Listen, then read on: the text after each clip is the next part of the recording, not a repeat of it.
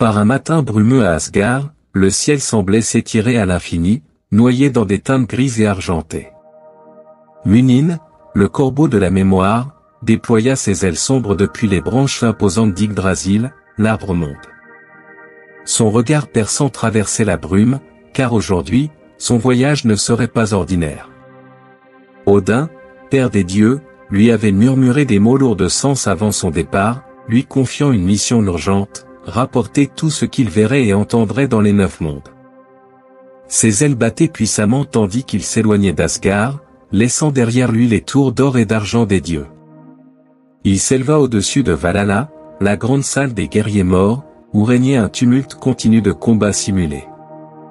Les Énergars, les âmes des héros défunts, s'entraînaient inlassablement pour le Ragnarok, la bataille finale qui déciderait du sort des 9 mondes. Des cris de guerre et des heurts métalliques résonnaient, tandis que ces âmes immortelles affûtaient leurs talents sous l'œil vigilant des Valkyries. Munin, sans ralentir, jeta un regard sur ces hommes et ces femmes autrefois mortels, se préparant pour un destin qui les dépassait. Mais Midgard, le monde des mortels, l'attendait. Les cieux se firent plus bas, les nuages plus lourds, alors qu'il quittait les cimes d'Asgard pour plonger dans les terres où les hommes vivaient et mouraient en un battement de cœur. Le contraste avec les divins était frappant. Ici, les passions brûlaient intensément, comme des étoiles filantes destinées à s'éteindre trop vite. En passant au-dessus des forêts denses et des rivières scintillantes de Midgard, le corbeau observait. Des fermiers labouraient la terre, des familles partageaient des repas modestes, des artisans forgeaient avec patience des objets simples mais précieux. Mais dans chaque visage, il percevait une force, une détermination propre aux mortels. Ils ignoraient leur rôle dans le vaste schéma des 9 mondes, mais Odin, lui, savait. Munin, dans ses voyages, apprenait chaque jour un peu plus sur la place de ces âmes éphémères dans la grande tapisserie du destin. Loin au nord, là où le froid se faisait plus mordant et les vents plus tranchants, il sentit un changement. Les ombres s'allongeaient, les brumes se faisaient plus épaisses. Quelque chose remuait dans les profondeurs de la glace et du temps. Munin, gardien de la mémoire d'Odin, enregistra cette sensation inquiétante dans le creux de son esprit, car il savait que chaque signe, chaque perturbation pouvait être le présage de troubles à venir. Sans un bruit, il continua son vol. Munin s'éleva plus haut, laissant Midgard, ce monde éphémère et tourmenté, s'effacer dans la brume derrière lui. Son regard se porta vers Vanaheim, le royaume paisible des Vanir, où la magie ancienne et les forêts d'une verdeur éclatante formaient un contraste saisissant avec l'agitation des mortels. Tandis qu'il approchait de ce territoire sacré, l'air se fit plus doux, chargé de parfums floraux et de l'écho lointain de chants ancestraux. Les Vanir, maîtres des forces de la nature et de la fertilité, vivaient en harmonie avec leur terre. Des rivières cristallines coulaient paresseusement à travers des vallées couvertes de fleurs, et les forêts semblaient danser au rythme d'un vent doux et apaisant. Munin plongea dans cette sérénité apparente, observant les dieux œuvrer en silence, régnant sur leur terre avec la sagesse d'êtres immortels. Mais malgré l'équilibre visible, le corbeau sentit une tension sous-jacente. À travers ses yeux perçants, rien ne pouvait être caché. Les murmures de discorde étaient là, dissimulés derrière les sourires sereins des Vanir. Des rumeurs de trahison, de pactes brisés, flottaient dans l'air comme des ombres insidieuses. Munin savait que même dans ce royaume de paix, la guerre n'était jamais loin. Il observa Freyja, la déesse de l'amour et de la guerre, ses yeux lointains comme si elle méditait sur des batailles à venir, et Freyr, son frère, au sommet de sa tour d'ivoire, le front plissé par des préoccupations que même les dieux ne pouvaient écarter. Sans s'attarder plus longtemps, l'oiseau s'éloigna de Vanaheim, laissant ce royaume de paix troublé derrière lui. Son vol le porta plus loin, vers Alfheim, le royaume éthéré des elfes lumineux. Ici, la lumière éternelle régnait, enveloppant tout d'un éclat argenté qui semblait émaner du sol même. Les forêts d'Alfheim étaient d'une beauté inégalée, les arbres élancés se courbant avec grâce, leurs feuilles miroitant comme des étoiles tombées du ciel. Les elfes, d'une élégance surnaturelle, vaquaient à leurs activités sous la lumière douce, leur chant résonnant en harmonie parfaite avec les murmures du vent. Le royaume des elfes lumineux paraissait figé dans une éternelle splendeur, intouché par les préoccupations des autres mondes. Pourtant, Munin, avec son regard affûté, voyait au-delà de cette surface immaculée. Des fissures invisibles commençaient à se former, à peine perceptibles mais bien réelles. À la périphérie de la cité, là où la lumière s'estompait et où l'ombre des mondes extérieurs menaçait de s'infiltrer, Munin ressentit une obscurité grandissante. Quelque chose de sinistre remuait dans les marges, un mal ancien qui se réveillait lentement, comme un serpent qui s'éveille de son long sommeil. Les elfes, absorbés par leur perfection et leur harmonie, semblaient aveugles à cette menace qui, pourtant, rôdait à leur porte. Munin, gardien des secrets du monde, savait que ce mal ne resterait pas endormi longtemps. Alors, sans perdre de temps, il poursuivit son voyage. Car d'autres mondes attendaient, et chaque battement d'aile le rapprochait un peu plus des vérités qu'Odin devait connaître. Le vent se renforça à mesure qu'il se dirigeait vers les royaumes suivants, et un pressentiment grandissait en lui. Ce qu'il découvrait ne faisait que confirmer ses craintes, quelque chose se préparait, une force obscure et ancienne, et le fragile équilibre des 9 mondes était sur le point de se rompre. Munin s'enfonça dans l'obscurité souterraine de Svartalfheim, là où la lumière du soleil ne pénétrait jamais et où l'éclat des métaux précieux remplaçait celui des cieux. Le royaume des nains, des artisans de génie et maîtres forgerons, était un dédale infini de cavernes étincelantes. Le son des marteaux frappant le fer résonnait dans ces tunnels ténébreux, et l'air y était chargé de fumée, de chaleur et d'une tension palpable.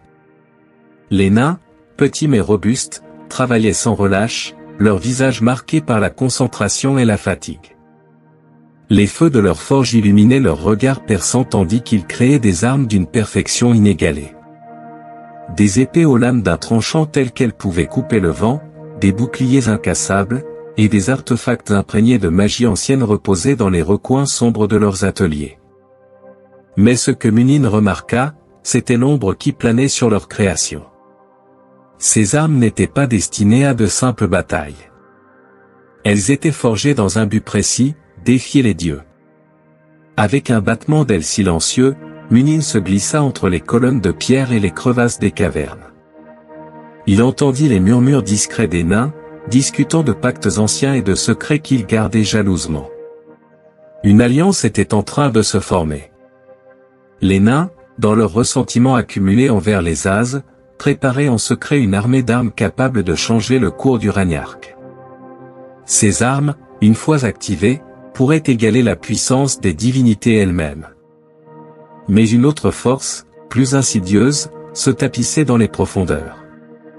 En suivant un tunnel oublié, qui serpentait dans les entrailles de la terre, Munin parvint à une caverne dissimulée, inaccessible pour les yeux mortels ou même divins. Là, sous une lueur faible et vacillante, il découvrit des runes anciennes gravées dans la pierre. Ces runes, bien plus vieilles que les nains ou même que les dieux d'Asgard, racontaient une histoire oubliée. Munin, doté de la sagesse d'Odin, comprit immédiatement l'importance de cette découverte. Les runes révélaient une prophétie cachée, une vérité bien plus sombre que le Ragnarok lui-même. Selon cette prophétie, un mal ancien, scellé dans les profondeurs du cosmos, attendait son heure pour se réveiller. Ce mal n'avait ni forme ni nom, mais il représentait une force destructrice au-delà de toute compréhension. Ce n'était pas seulement un conflit entre dieux et géants qui approchait, mais quelque chose de bien plus cataclysmique. Une entité qui, une fois libérée, ne laisserait que le néant derrière elle. Le cœur lourd, Munin se demanda combien de temps les nains allaient encore rester ignorants de la menace qu'ils risquaient de libérer avec leur forge. Chaque marteau frappant le métal les rapprochait un peu plus du désastre. Ils croyaient se préparer à affronter les dieux, mais ils forgeaient peut-être les armes qui entraîneraient la fin de toutes les choses. S'envolant silencieusement de la caverne, Munin savait qu'il devait transmettre ces informations à Odin rapidement. Ce qu'il venait de découvrir dépassait tout ce qu'il avait observé jusqu'à présent. Les 9 mondes étaient sur le point de plonger dans une guerre, mais derrière cette guerre se cachait une force bien plus terrible, une ombre qui croissait à l'insu de tous. Les ailes lourdes de cette révélation, Munin poursuivit son périple, sachant que la vérité devait être transmise avant qu'il ne soit trop tard.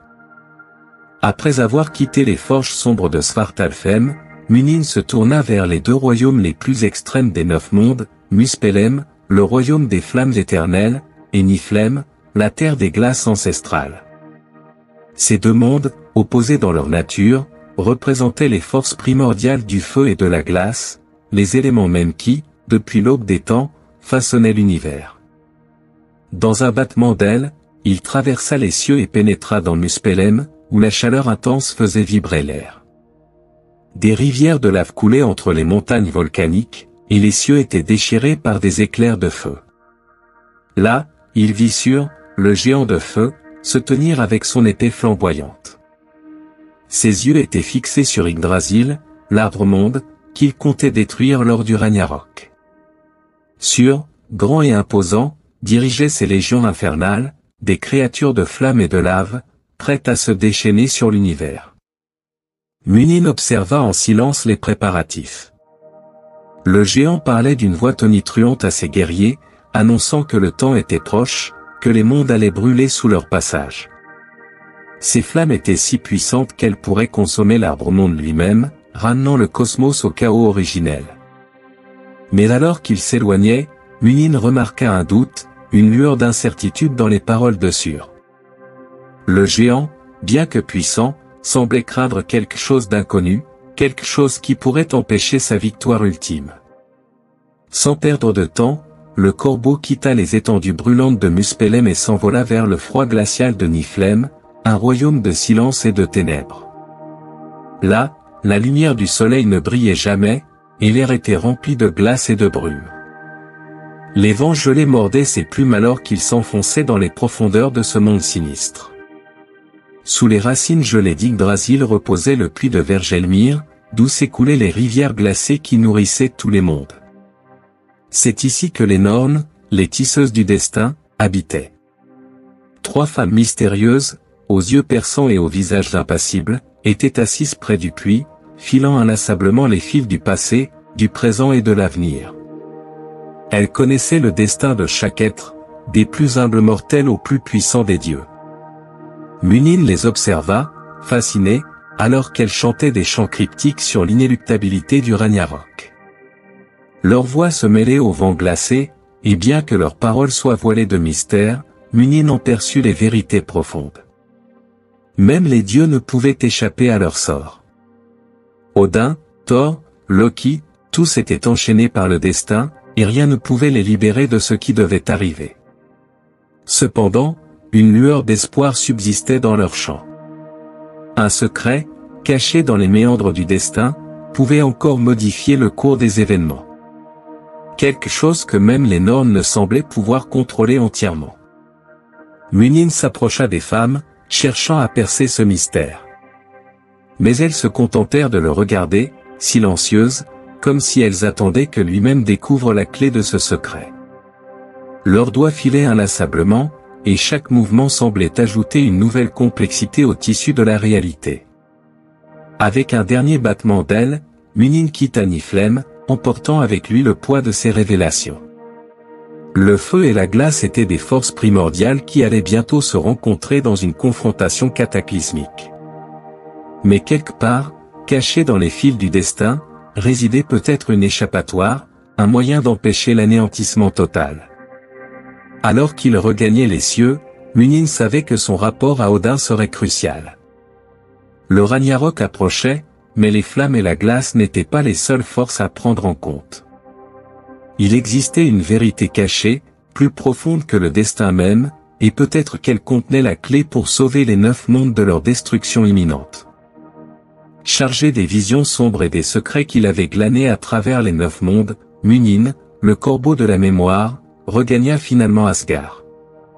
Son vol silencieux brisait à peine l'air paisible du royaume divin. Le crépuscule baignait la citadelle d'or dans une lumière douce, mais une tension palpable semblait flotter dans l'atmosphère. Le Ragnarok approchait, et tous, même les dieux immortels, le sentaient. Munin se posa en douceur devant le trône d'Odin, l'arbre monde Yggdrasil se dressant majestueusement derrière eux, ses racines s'étendant dans les profondeurs des 9 mondes. Le père de tout, vêtu de son manteau sombre et tenant sa lance Gungnir, regarda son messager avec une intensité familière. Un silence lourd s'installa avant que l'oiseau ne courbe la tête en signe de respect.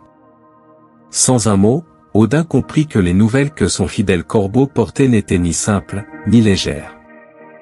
D'un geste, le dieu borgne invita son oiseau à parler. Munin, avec son regard perçant, commença son récit. Il raconta les préparatifs de Sur, le feu de la destruction prêt à se déchaîner. Il décrivit les tensions cachées au cœur de Vanaheim. Il conta les chants des Norns à Niflheim, filant le destin inévitable des dieux et des mortels. Mais il parla aussi des nains de Svartalfheim, forgeront des armes capables de défier même les plus grands dieux.